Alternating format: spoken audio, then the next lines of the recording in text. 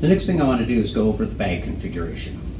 So the way we want the bags put together needs to be consistent. Our goal with our training is to make things as realistic as possible and to make that flow smoothly and let you focus on running the call, managing your simulated patient.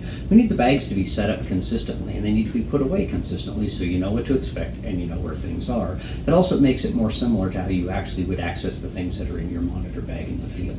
So I'm going to go through the configuration, the setup of the bags, and ask that every one of you make a concerted effort to restock and put things back in the way that I'm describing, because it will make things much smoother and much more effective in your scenarios. Okay, so the way we want these configured is the same every time. On the right side of the pouch, you'll find a double zipper. You can zip it open, pull it open, and what you'll always find on this side is a blood pressure cuff and a pulse oximetry cable. They need to be coiled up neatly when you put them away. It works best if you start from the monitor end to coil them. For example, with your blood pressure cuff, take a couple seconds to grab the tubing, roll it up in a concise way, make it nice and compact, and then when you get it to the center, then just simply wrap the cuff around it so it holds all that tubing in place. That will make it a lot easier to pull out, a lot easier to unravel when you need to use it on a patient. The exact same thing holds true for the pulse oximetry.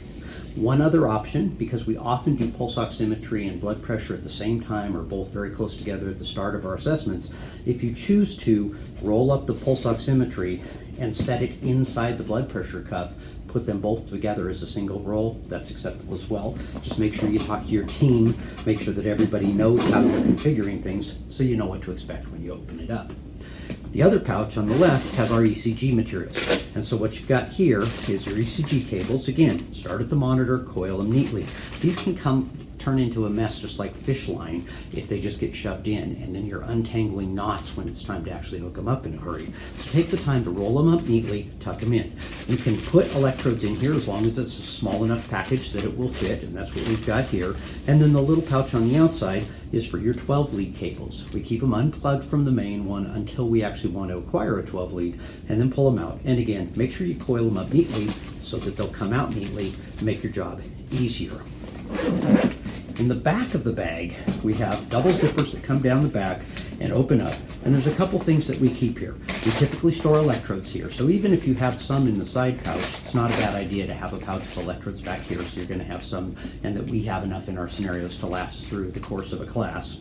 And that's all that goes in this outside pouch. In the inner pouch is where you have your defibrillation gear. And what that is you've got your defibrillation pads and you've got a defib cable.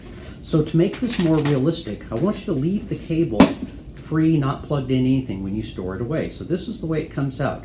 Now these cords are much longer, some of them are much longer than what you would have on an actual machine, and that's kind of a nuisance, but every defibrillator you're going to use in the field is going to have a cable of some sort coming out of it that you have to plug your electrodes or your defib pads into.